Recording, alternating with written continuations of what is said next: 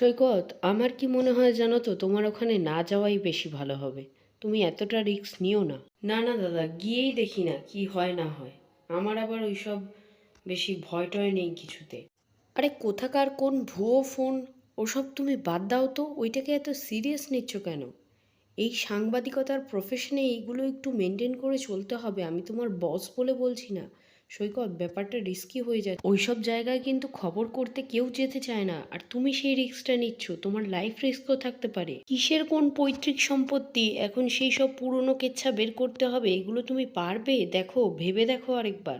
হ্যাঁ হ্যাঁ বিভাসদা, কোনো চিন্তা করো না, আমার কিচ্ছু হবে না। আর আমি তোমাকে টাইম টু টাইম, আমার যদি সম্ভব হয়, আমি তোমার সঙ্গে কন্ট্যাক্ট করে নেব। মোবাইল তো সাথে আছেই। দেখো ভাই, আমি তোমার ভালোর জন্যই বললাম। এরপরেও তুমি বুঝবে না জানি, তুমি যা জেদি, তুমি তোমার কাজটা করেই ছাড়বে। তবুও আমার তোমার বস হিসেবে একটা কর্তব্য, তাই তোমাকে বাড়ি ডেকে আগেই বলে দিলাম, যাতে ডিউটিতে পরে গেলে তুমি বিপদে না পড়ো। তাহলে এবার আসি বিভাসদা, আমাকে তো আবার সেই সন্ধ্যের মধ্যে বেরোতে হবে। তার আগে প্যাকিং ট্যাকিং করা আছে। ঠিক আছে? আর আমাকে এতটা কনসার্ন দেখালে তার জন্য থ্যাংক ইউ তোমাকে। আচ্ছা, যাচ্ছ যাও সৈকত, কিন্তু ফিরে আমার সঙ্গে দেখা করবে কিন্তু। হ্যাঁ হ্যাঁ, দেখা করব। ঠিক আছে, ঠিক আছে।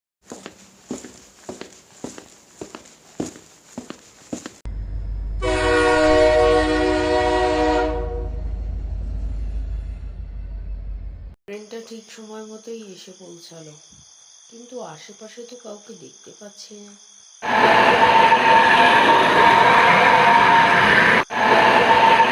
এই দাদা, দাঁড়ান তো। নিশানপুর পৈতৃক ভিটায় যাবেন? উঠে আসুন।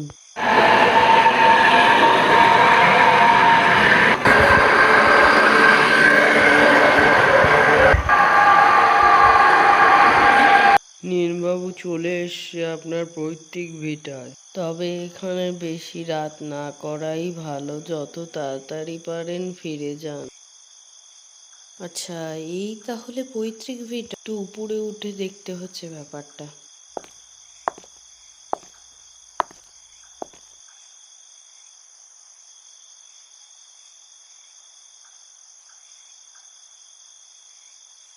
আরে, আপনি কে? আর এত রাতে এখানেই বা কি করছেন একজন মহিলা হয়ে? আমি তো এখানেই থাকি, আর আমিই তো ওই ফোনটা করেছিলাম, যার জন্য আপনি এখানে এসেছেন। ও আচ্ছা, আপনিই সেই। তা বলুন, এখন আপনার জন্য কি করতে পারি? আচ্ছা, তাহলে এক কাজ করা যাক। আজকে রাতটা অন্তত দেখি কোথাও কোনো জায়গা পাওয়া যায় কি না। এই রাতে তো এইভাবে কথা বলতে পারি না। তাহলে পরের দিন দেখা যাক, সকালে না হয় কিছু একটা ব্যবস্থা করা যাবে। আপনার কি প্রবলেম আছে এই জায়গা নিয়ে, সেগুলো সব বলবেন আমার সঙ্গে। সকালে তো আপনি আর আমার দেখা পাবেন না। কেন? এমন কেন? আপনি সকালবেলা দেখা করতে পারবেন না কেন? কি অসুবিধা আছে? কি আপনার হাজব্যান্ড কি বারণ করবে?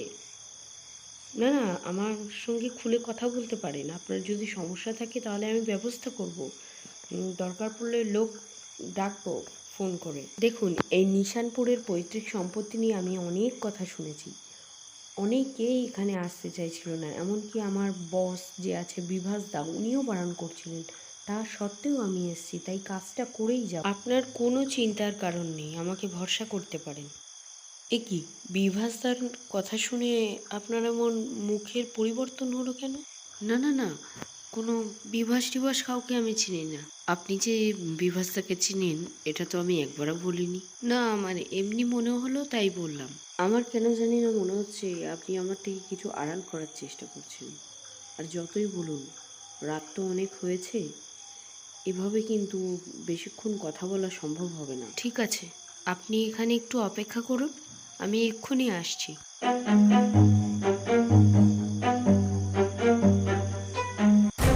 আরে কি করছেন, জানুন আমাকে, আমার তো লাগছে গলায়।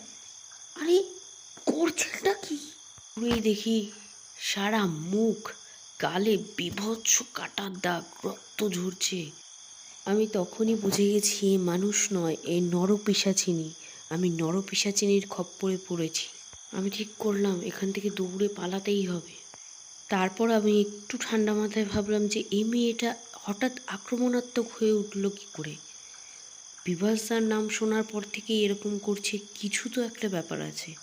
আমাকে জানতে হবে ভেবে আমি যে ভয় পেয়েছি ওকে আর সেভাবে বুঝতে দিলাম না। ওই অশরীরী শরীরটার সামনে শুধু আমি একাই দাঁড়িয়ে, আমাকে জানতেই হবে, যার জন্য বিভাসদা বারণ করছিল আমাকে। আপনি বিভাসের লোক, আবার আমার কি ক্ষতি করতে এসেছেন? চলে যান এখান থেকে, আপনার সঙ্গে কোনো কথা নেই। না না, আপনি ভুল করছেন। আপনি বিভাসদার সঙ্গে আপনার কি হয়েছে আমি জানি না, কিন্তু আমি ভালো মানুষ, আমি আপনার কোনো ক্ষতি চাই না। বিভাসদা আপনার সঙ্গে কি এমন করেছিল, কি ক্ষতি করেছিল আমাকে বলুন। আমি তো নিউজ রিপোর্টার, নিউজ লিখি, তৈরি করি, আপনার ভয়ের কিছু নেই, আপনি বলুন। এই যে এখন যেই সম্পত্তিতে দাঁড়িয়ে আছেন, পৈতৃক ভিটা, সেইটাই কিন্তু আমার বাবার ভিটা ছিল এবং খুব বড় করে বাড়ি ছিল। দেখুন দালান তোলাও রয়েছে। তো তখন আমার বয়স খুব কম ছিল, আর আমার মা বাবার আমি একমাত্র মেয়ে ছিলাম। তখন বিভাস আসে আমাদের বাড়িতে ভাড়া থাকতে। ও মা বাবার একমাত্র ছেলে ছিল, কিন্তু ওদের থেকে আমাদের অবস্থা ভালো ছিল। আর সেই মুহূর্তে ওদের মনে কী ছিল আমি জানি না, আমি খুব সহজ সরল ছিলাম। সেই মুহূর্তে দাঁড়িয়ে বিভাস এবং বিভাসের মা বাবা তিনজনে মিলেই কিন্তু ওরা ঠিক করে যে মা বাবার যেহেতু আমি একমাত্র মেয়ে, আমাকে ফাঁসিয়ে ওরা বিয়ে করবে, তারপর পুরো সম্পত্তি হাতাবে। এই ছিল ওদের প্ল্যান এবং সেই মতো কিন্তু ওরা কাজ করতে থাকে। আর মারার প্ল্যান হিসেবে ওরা এমন একটা পথ ধরেছিল যাতে করে ডাক্তার, এমনকি পুলিশ, মানে কেউই কিন্তু এই হত্যাকাণ্ডটাকে প্রথমে ধরতেই পারেনি। প্রথমে শুরু করে আমার বাবাকে, তারপরে ধীরে ধীরে মাকে, তারপরে আমাকে, ধীরে ধীরে এক এক করে কিন্তু পরিবারটাকে শেষ করেছে, যাতে পাড়ার সবার মনে সন্দেহ না জাগে। বিভাস এত ধূর্ত ছিল যে খাবারের মধ্যে ওই যে পারদ ধাতু আছে, ওই পারদ ধাতু অল্প অল্প করে মিশিয়ে দিত, ধীরে ধীরে যাতে ক্ষতি হতে হতে মানুষটা মারা যায়। হঠাৎ করে মারা গেলে সবাই প্রশ্ন করবে। ওর জন্য কিন্তু কী করতো, ওই খাবারের মধ্যে অল্প অল্প করে প্রথমে মেশাতে মেশাতে একদিন একটু বেশি করে মিশিয়ে দিত, তাতে আমার বাবার মৃত্যু হয়েছিল। আমরাও ধরতে পারিনি, ডাক্তারও ধরতে পারিনি। তারপরে দেখা যাচ্ছে যে শুধু বাবাই নয়, বাবার পরে কিছুদিন পর বলতে 1-2 মাস পরেই দেখা যাচ্ছে যে মারও শরীরটা খারাপ হতে শুরু করেছে। আমিও বুঝতে পারছি না যে বাবা গেল, আমরা এতটা কষ্ট পেলাম, কোনো রকমের সংসার চলছিল ওই ভাড়া টাড়া দিয়েই, কিন্তু এরপরে মারও আবারও শরীর খারাপ হয়ে যাচ্ছে, তখনও মাথায় কিছু আসেনি আমার। সেই মুহূর্তে দাঁড়িয়ে মা ঠিক করলো যে বিভাসের সঙ্গে আমার বিয়েটা দিয়েই দেবে। এরপর কিন্তু বিভাসের সঙ্গে আমার বিয়েটাও হয়ে গেল। বিয়েটা হওয়ার পরপরেই মানে ওরা আর সময়ই দেয়নি, তাই তখন দেখা যাচ্ছে যে ও ধীরে ধীরে আমাকেও অল্প অল্প করে ওরকম খাবারে মিশিয়ে মিশিয়ে দিত এবং বিয়ের কিছুদিনের মাথায় আমারও মৃত্যু ঘটল। তারপরে হঠাৎই পাড়ার সবার মনে সন্দেহ জাগলো যে একটা পরিবার পুরো এরকম ধীরে ধীরে পরপর মারা গেল, এটা কি করে সম্ভব। সবাই এবার খোঁজ খবর করতে করতে করতে করতে জানতে পারলো যে এই কাণ্ড। তারপর কিন্তু ওরা সেখান থেকে পালিয়ে গিয়েছিল। আমার বাবার কিছু টাকা পয়সা, কিছু সোনা দানা, আমার সব কিছুই হাতিয়েই এখন অন্য জায়গায় গিয়ে ওই সব কাজ কারবার করছে, অফিস খুলেছে, ওই সব নিয়ে চলছে, কিন্তু সব কিন্তু আমারই। তাই আমার আত্মা এখনও শান্তি পাচ্ছে না, এই পৈতৃক ভিটাতেই ঘুরে বেড়াচ্ছে। যতদিন ওই বিভাসকে শেষ করতে পারি ততদিন। আর আমিও ফোনটা করেছিলাম, বিভাসকেই করেছিলাম, কিন্তু কোনোভাবে হয়তো আপনি জেনে গেছেন, যার জন্য এই ঘটনাটা হয়েছে। কিন্তু আমি আপনাকে প্রথমে খারাপ ভেবেছিলাম বিভাসের মতনই কোনো লোক, যেহেতু বিভাস পাঠিয়েছে, কিন্তু পরে আপনি যখন বললেন ধীরে সুস্থে, তখন আমি বুঝতে পারলাম আপনি ওর মতো নন বা আমার আর কোনো ক্ষতি করবেন না, তাই আমি কিন্তু ওরকম করেছি। তা এখন আপনার জন্য আমি কি করতে পারি আমাকে একটু বলবেন? মানে বিভাসদাকে কিভাবে শাস্তি দিতে চাইছেন? আপনাকেই যা করার করতে হবে। আমি চাই আপনি আমার আত্মাকে শান্তি দিন। বিভাসের যে পুরনো উইলগুলো, কাগজের লেখাপত্রগুলো সব এইখানে মাটির নিচে রাখা রয়েছে, সেই সব নিয়ে গিয়ে আপনি পুলিশকে দেখালেই ও ধরা পড়ে যাবে। ওগুলো লুকিয়ে রেখে দিয়ে গিয়েছে, যে এখানকার সম্পত্তি ও হাতিয়ে নিয়েছিল সেই সব কাগজপত্র রয়েছে এখানে। সেইগুলো নিয়ে পুলিশের হাতে দিয়ে বিভাসকে আপনি একটুও ছাড়বেন না, ও যেন পুরোপুরি শাস্তি পায়। আমার এই অবস্থার জন্য ও দায়ী। উম, আমার পরিবার পুরো শেষ করে দিয়েছে ওই লোকটা। ভোরের আলো ফোটার আগে আপনি ওই মাটি খুঁড়ে কাগজপত্র বের করে নিন, তারপর কিন্তু এখান থেকে বেরিয়ে যান তাড়াতাড়ি। কারণ এলাকার লোক যদি আবার জেনে যায়, তখন কিন্তু এইসব আপনি নিতে পারবেন না, কিছু করতে পারবেন না। আজ আমার আত্মা শান্তি পাবে আপনার ভরসায়।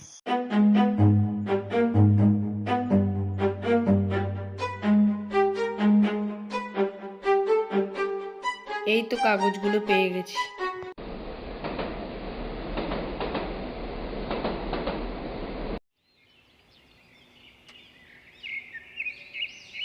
হ্যালো বিভাসদা, হ্যাঁ সামনের মাঠে একটু আসো তো। বিভাসবাবু, ইউ আর আন্ডার অ্যারেস্ট। আপনি যে 3টে খুন করেছেন, ওই যে পুরো একটা পরিবারকে খুন করেছেন, তার জন্য আপনাকে কিন্তু পুলিশ হেফাজতে নেওয়া হচ্ছে। সৈকত, তুই আমার সঙ্গে এমন করতে পারলি? আর কি প্রমাণ আছে যে আমি ওই সব খুনগুলো করেছি? বিভাসদা, তুমি এটা করতে আমাকে বাধ্য করেছো। আমি ওখানে যাওয়ার পরেই সব সত্যিটা জানতে পেরেছি, আর আমার কোনো উপায় নেই। এই কাগজগুলো দেখতে পাচ্ছ? এইগুলো আমি কোথা থেকে পেলাম বলো তো? যে মেয়েটাকে হত্যা করেছো বোকা বানিয়ে, ওই মেয়েটার আত্মা আমাকে কাল দেখা দিয়েছিল। ওই সব সত্যিটা বলেছে। তা এখন আমি আর কি করতে পারি?